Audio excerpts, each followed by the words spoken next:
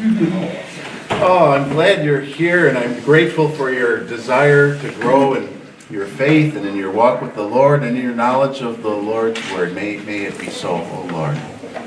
Amen. All right, let's pick up where we left off. Excuse me, Genesis chapter 2. Genesis 2. Hope I brought my glasses. All right. Genesis 2, verse 24. And just a reminder, my normal approach to Bible study is to exposit it, try to explain what it means. And then always want to try to make application where we can. This Bible study is a little more weighted toward application. I'm not as focused on explaining it as much as looking at how we can understand from it things that benefit our study of marriage and relationships. So we looked at this formula here in verse 24 after Adam and Eve were introduced to each other by God. And he says then, therefore a man shall leave his father and his mother and hold fast to his wife, or what was the word we like for that from the King James? Cleave, right? A man shall leave his father and mother and cleave. So you leave and cleave. Leave and cleave. That's what marriage is all about. Leave and cleave. And the two shall become one flesh. So last week we looked at what it means to leave father and mother. Letting go of old relationships in order to create the new bond that is going to be even stronger.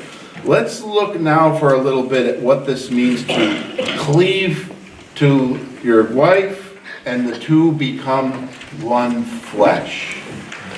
So here is my opening question, and it's kind of a trick question, but don't be ashamed or shy about answering. Becoming one flesh, cleaving to your spouse and becoming one flesh, is that something that happens instantly, or is it a process that happens over time?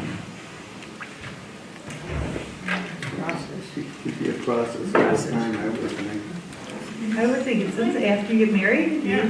Since you're married. Right? All right, so we got 2 votes for process and 2 votes for instant and 12 abstentions.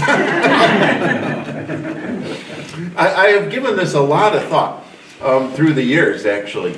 And here's my conclusion, is that it's not a fair question, because there's a sense in which both of those are true. There's a sense in which something happens that is immediate and automatic, but there's another, just spin and look at it from another angle, and you see that it's something that has to be cultivated and built up and taken care of, maybe. So maybe that's the way to think of it, is that God does it automatically, but then it requires nurture, requires taking care of it. That's what I'd like to take a look at. So how does this happen? Here's another kind of a trick question. When a couple gets married, at what point are they married? Is it when the pastor says, "I now pronounce you"? Or is it, no kids in the room, is it that night when they consummate the union?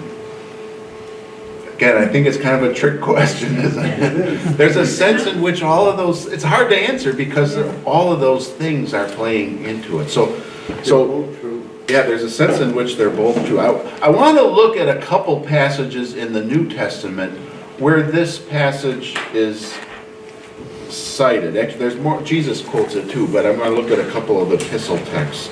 So let's go to 1 Corinthians chapter 6. 1 Corinthians chapter 6.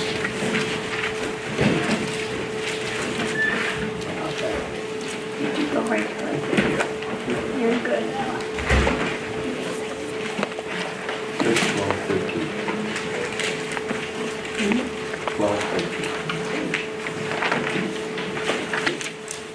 1 Corinthians 6, if you can find verse 13.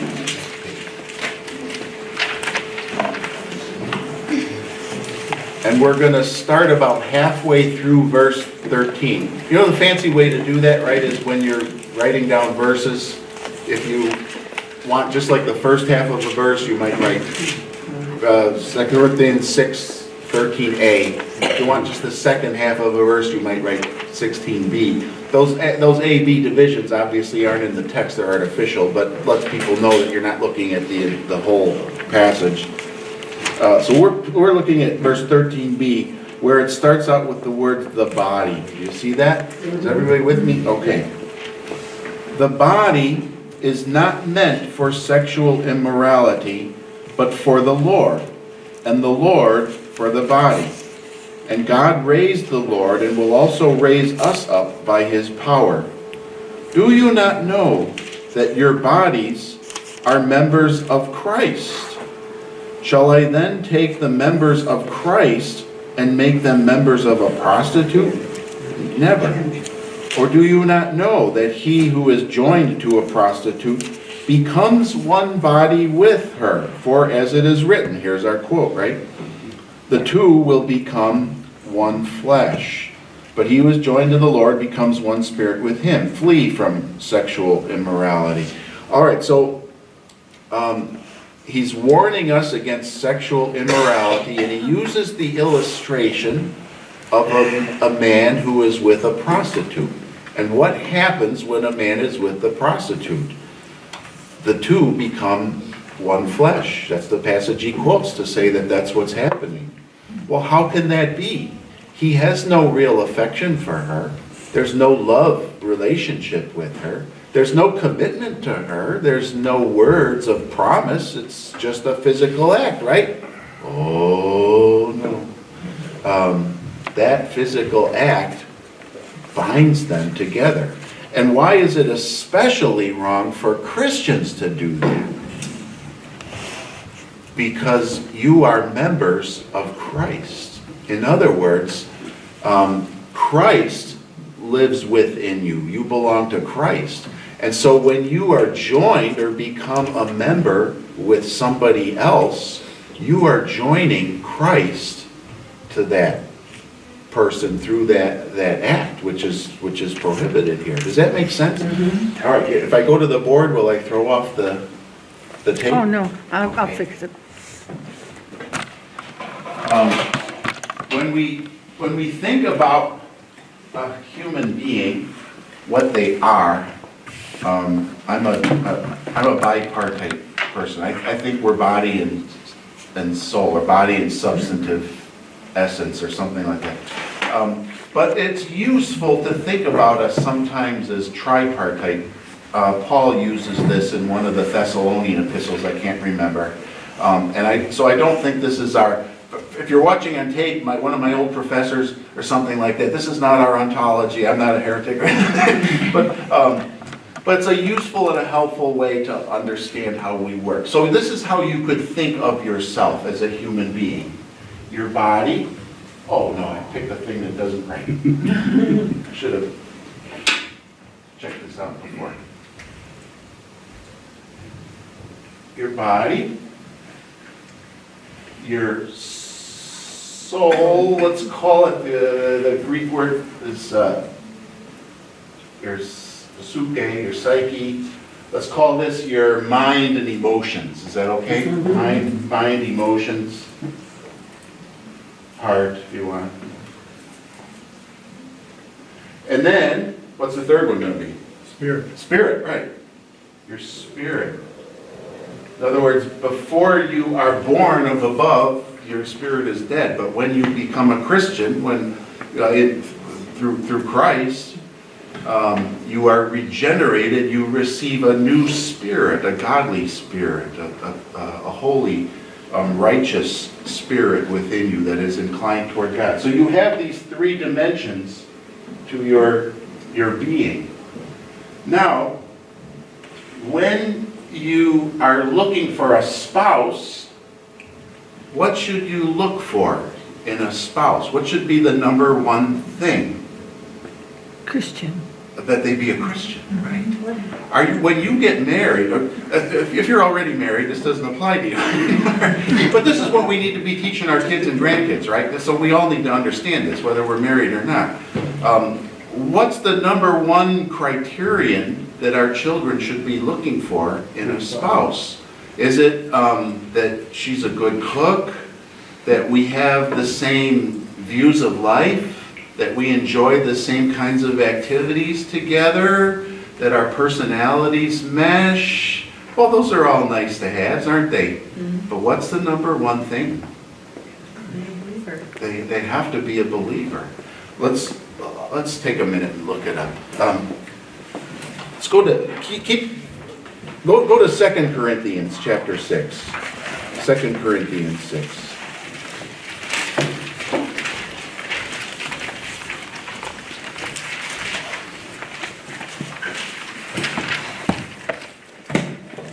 Second Corinthians 6, and I'm looking at verse 14. Are you with me there? Do not be unequally yoked with unbelievers. For what partnership has righteousness with lawlessness? Or what fellowship has light with darkness? What accord has Christ with Belial? Belial is another name for an evil spirit. Or what portion does a believer share with an unbeliever? What agreement has the temple of God with idols?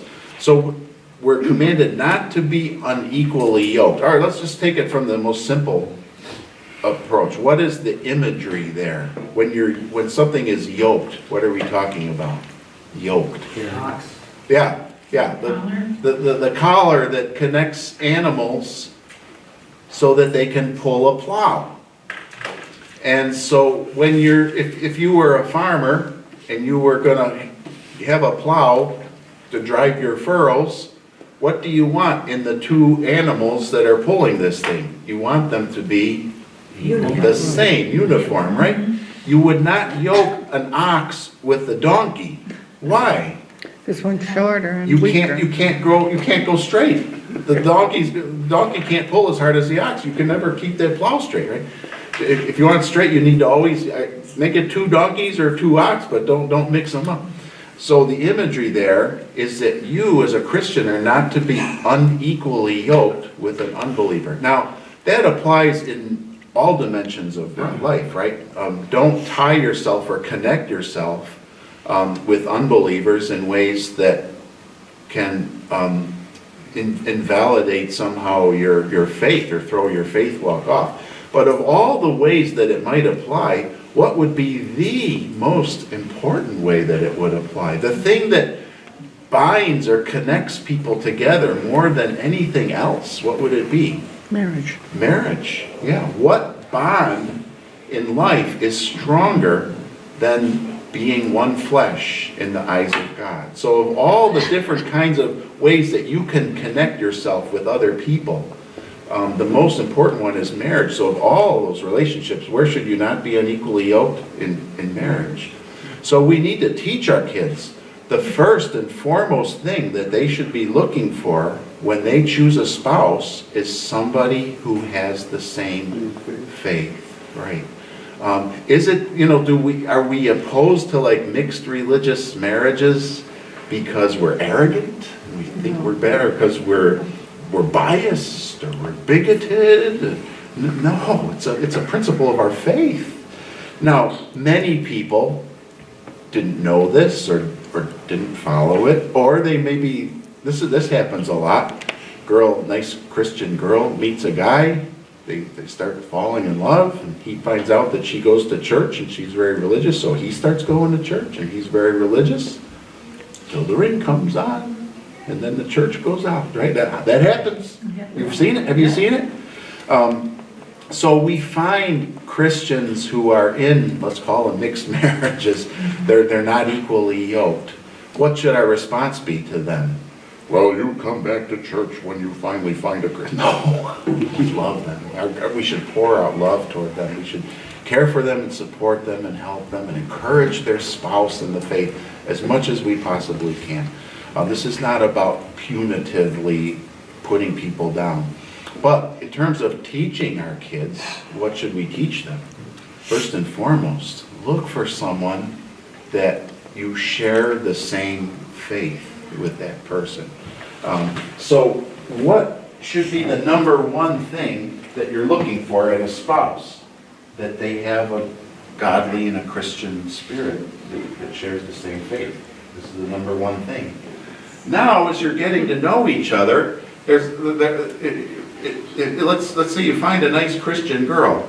Well, there's probably a few million Christian girls out there. Now, how do you pick one, now the one out of the few million that you can choose from? That's where you start getting to know each other, right? That's where you start trying to learn. Do we share compatible interests, ideals, yeah, principles and convictions and all that type of thing. What realm of our life does that occur in? Soul, that's it. Yeah. Start finding out, Boy, she's a Christian and she's really intelligent, has a great mind, but boy, she's a basket case. She falls apart at the small level. That might not be a good match for me, right? So you're looking at this part to find out the connection. And then when you've concluded that, yes, this is the person that God wants me to marry, and you get married, and then what part comes? That you consummate the marriage, right?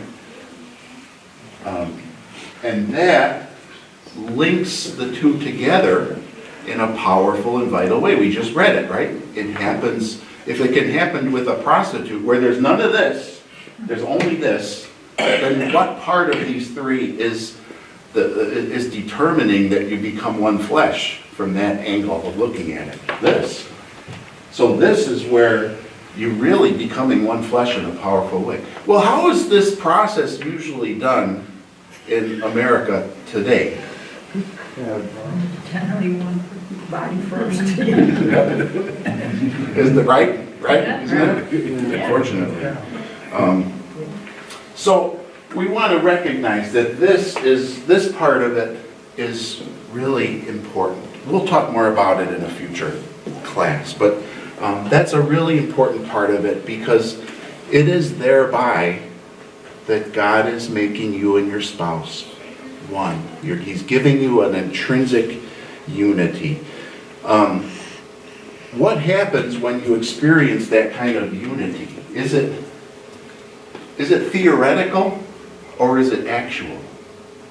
It's actual, right? When you have this unity, if you can have this unity with a prostitute and you're joining Christ to her, because Christ lives in you, now you've connected Christ to her,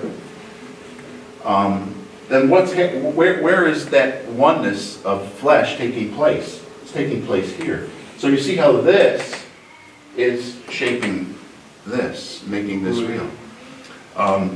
When I was a Navy chaplain, I haven't done this in a long time, no need for it here at the church that much, but in the chaplaincy it happened a lot. I would, in my pastoral counseling, I've shared with you before, we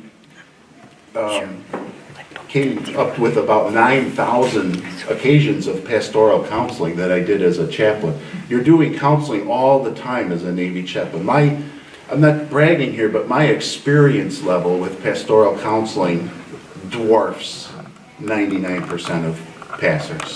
What pastor's going to do pastoral counseling with 9,000 people in their ministry? But here's one of the things I discovered. You find a person that's having an ongoing spiritual problem. Might be maybe deep depression, maybe deep anxiety. Could be a variety of things. Maybe inability to clear out their thinking on spiritual things. And so you go through all the normal ways you would try to address that, the normal things you would do to try to help that person, and none of it works.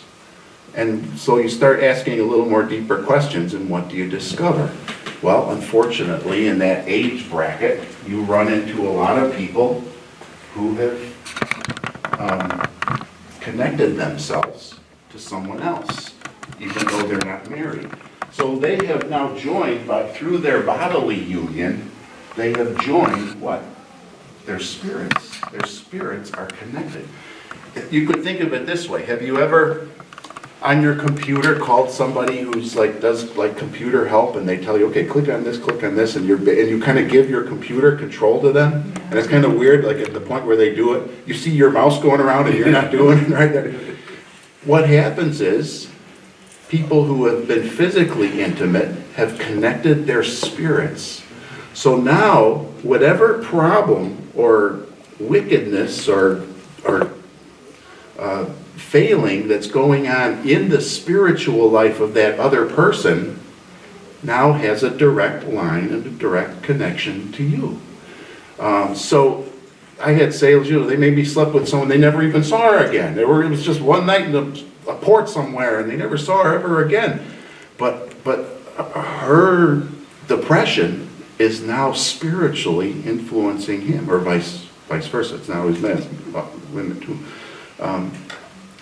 So here's what we would do, is we would formally confess that as a sin.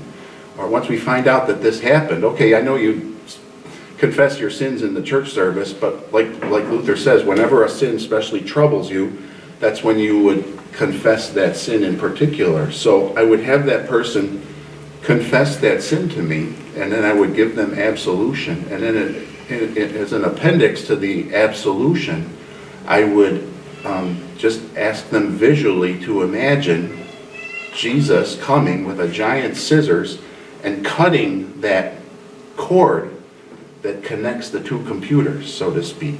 Cutting the thing that's binding them spiritually together.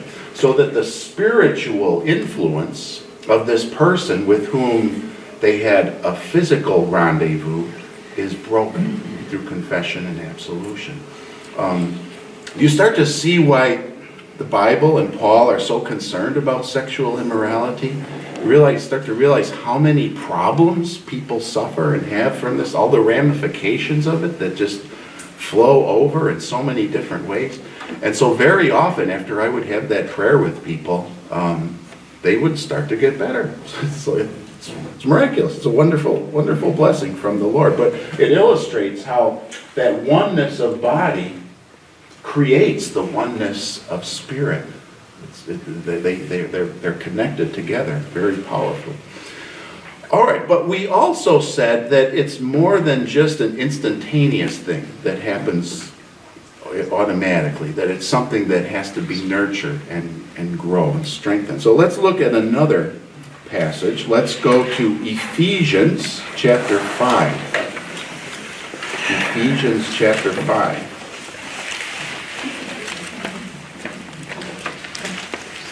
We will spend, a few weeks from now, we're going to spend a lot more time in Ephesians chapter 5. We're going to look at that in depth. But right now I just want to look at one aspect of it. Let's just start at verse 28. Chapter 5, starting at verse 28. Is everyone with me? Do we need a minute? Ephesians 5:28. Okay. In the same way, husbands should love their wives as their own bodies. He who loves his wife loves himself. Now, as we're going to see here as we read on, why is a man actually showing love to himself when he loves his wife? Because they're one. Because they're one, right? You're blessing yourself when you bless your wife. Verse 29, for no one ever hated his own flesh, but nourishes and cherishes it, just as Christ does the church, because we are members of his body. And now here's the quote. Where's this quote from? Genesis chapter 2, right? Therefore a man shall leave his father and mother, and hold fast to his wife, and the two shall become one flesh. So when a husband and wife are joined together, they become one flesh. They have an intrinsic unity that makes them one. It's your relationship with your spouse, even if you're arguing with her. I feel like Joe Biden. if you're arguing. I'm just trying to modulate my voice to make it interesting. If you're arguing, or if you're at odds, or guess what? You're still one. You're still connected. So you're one flesh. So what does Paul encourage a man to do here then? Because you are one flesh. Nourish and cherish. So there's a sense in which you have to take care of it. Although you're already one, you make that stronger, you make that better by paying attention to it, by being involved in it. So now we're going to go all the way back to Genesis 2. Sorry. All the way back to Genesis 2. So a man shall leave his father and mother and shall cleave to his wife, and the two become one flesh. So that cleaving to your wife, in order to nourish and cherish the oneness, being one flesh, that is not only an instantaneous thing that happens in the physical union, but it's something that should happen over the course of the relationship, shouldn't it? So how do you cleave to your wife? Or wives, I'll put this on you too if you want. You cleave to your husband, right? But how do you do that? Chains. What is it? Chains. Chains? You listen to them. Yeah, that's a good one. Listen, yeah, I would start out with this word, just intentionality. Intentionality. Cleaving to your spouse is something that you have to do intentionally. You wake up in the morning and you make up your mind and you say, I want to do the things that will make a stronger, healthier, better marriage. What do most people do, I'm sorry to say? What's the tendency of all of us to do? Oh, now I'm married, go on with life, right? You just expect things to happen. You expect it to just kind of grow by itself. You expect it to, it doesn't. You have to work at it. You work at it. And you work, what are the ways that you work at it to strengthen your marriage? Listening. What is it? Communication. Yeah, communication. Praying for each other. Praying for each other. We're going to talk a lot about that in another class. Doing things together.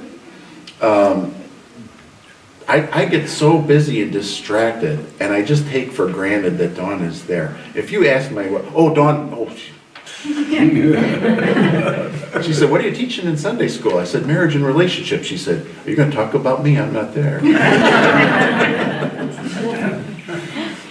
But I could be a terrible husband, really, because I get so distracted with all the other things. And if you ask Dawn, what is it that she likes most to be able to do together? She likes to just have the two of us go out and eat. No kids, just us to go do something. That's why it's nice that the church, I don't see Peter, maybe he's counting or something, but it's so nice that the church gave us those gift cards, because we use them, you know, we like to do that. But you have to tell yourself, right?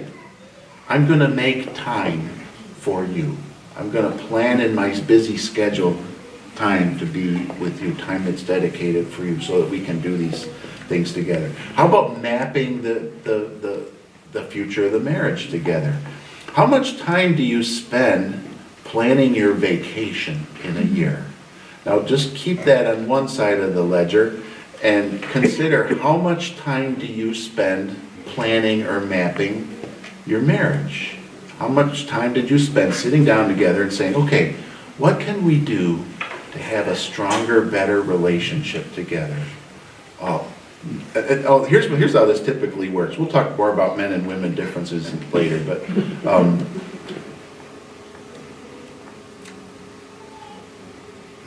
men, if you tell them this, they'll do it. Men need to know what to do. They don't necessarily know instinctively, right? Right. So here's what can happen is the husband says, okay, I want to have a better marriage. Sit down, honey, what can we do to have a better marriage? And she kind of knows instinctively, so she'll say, well, well, I can't, we just need to, a man needs real specific things. You can't just say, we need to talk more. That does not work. We need to talk more. You'd say, I would really like it if each day at dinner, before we go and watch the football game, if we just took a half an hour to discuss stuff in our lives. Man can do that. Half hour, yeah, okay. But talk more, that we don't get that. Or, I need you to pay more attention to how much these things in my life are bothering me. What things? What? She's looking for more empathy, right? Or more caring. But that's part of cleaving, right? Intentionality, sitting down with your spouse and saying, all right, what can we do to strengthen this relationship, to make this marriage better? And then both being honest, and especially for the wives, being specific. And you know what? This works. This works. And the more you do this, the more you cleave together and your relationship grows. Too many marriages, this doesn't happen. They just once they get married, they go on autopilot. And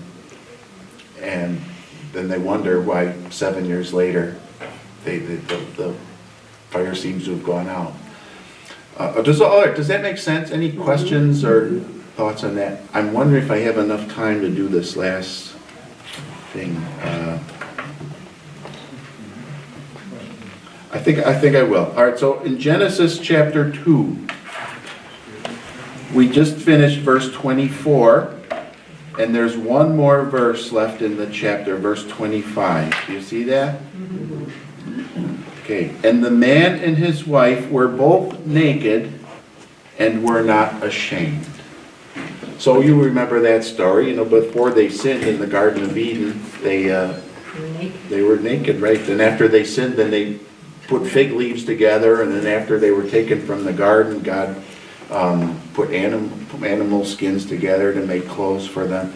But at this point, anyway, they're both naked, and they were not ashamed. Why were they not ashamed? Because they had not sinned. They had not sinned, and it was actual, normal. Yes. In other words, before there was sin, they had nothing to be ashamed of, right? They don't need any shame because there is no sin in the picture here. It's when sin enters the picture that now you have to be on your guard. Now you have to be defensive. Now you have to watch out. So let me give a scenario that kind of shows how this works.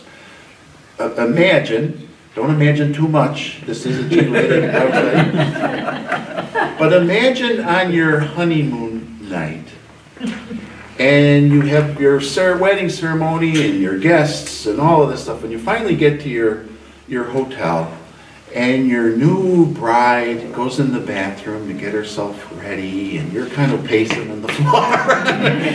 And finally she says, "Are you ready?" "Yes, come on out." And the door opens up and she comes out. And if you said, "I didn't know you have an outie belly button." Oh, what is she going to do? Go back in. Run right back in that bathroom crying. And then not only will that night be ruined, but your marriage probably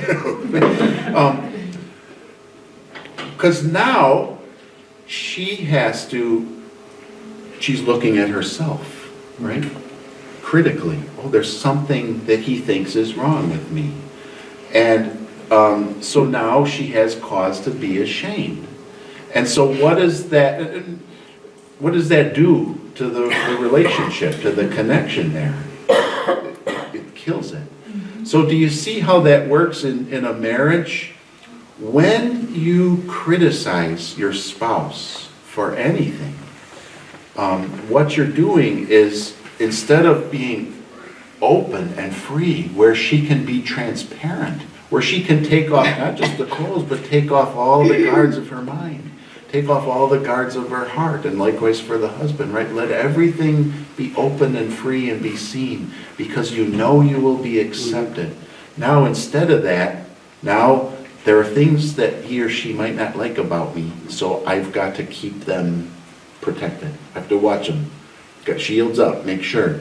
So you start to see how criticism is the biggest destroyer of the marriage relationship. So when you say to your wife, honey, I think you're gaining too much weight, what's she gonna do? Now she's ashamed, she's on guard, she's not gonna share with you and be open with you, she's gotta protect. You don't invite her over, yes, thank you. Yeah, or you tell your husband, honey, I think you made a stupid decision when you did that the other day. And now what's he thinking, right? You know, she doesn't support and accept my decision making, so I'm just not going to consult her anymore. I'm not going to let her know. You see, so instead of drawing closer together, what are you doing? Pulling further apart. So criticism is the worst thing you can do in your relationship. It's a terrible thing. You got to really watch it. Now, I do it. I try to watch it, but I do it. I catch myself at it. So I suspect, maybe one of you here is perfect, you might be, but I suspect it's probably all of us, that it's our tendency to criticize. So how do we prevent that? Being intentional, reminding ourselves again and again and again, don't criticize your spouse. Now, invited criticism is different, right? A good corporation, when you go to the doctor or you buy something, what do? They send you one of those evaluation sheets. What's that evaluation sheet for? They are inviting criticism. They want you to criticize so that they can improve their service or their company. So someone, I'm learning how to do this better. Like Dawn will she'll make a comment about my sermons. I think when I was a younger preacher and maybe more insecure about myself, when she'd make comments about that, I thought this was good, but I didn't think that was good. And I'd start to argue with her. No, I had to say that because this is, now it's at the point where I'll ask her, what did you think of the sermon? And she'll say, I don't think you should have said this. And I asked her to give me that criticism. I take that on board. I'm glad to know. You still have to be careful with it, right? Here's the classic. Honey, how does this dress look on you? Don't go there. Don't go there. There you go. She's inviting criticism, But she's not. but the leash is short there, right? You gotta be careful. Watch that one, yeah. But you understand the distinction. If the person's looking for criticism, okay. But otherwise, we train our minds. Be very careful. We learn and reinforce this in our thinking process again and again. Be careful about criticizing each other. Because that is a constant pressure and drag on the marriage relationship. To the contrary, affirm things, say positive things, say good things, like little Thumper in Bambi. You can't say something nice. The key word is learn. Yeah. And over time, you do learn it. You do learn, but that learning has to be intentional because not everyone learns this. Not everyone learns it. So we learn it when we make up our minds to say, I want to get better at this. I want to improve this, and that's what improves your relationship. All right, that's all we have time for today. So thank you very much for being here. I hope you'll join us again next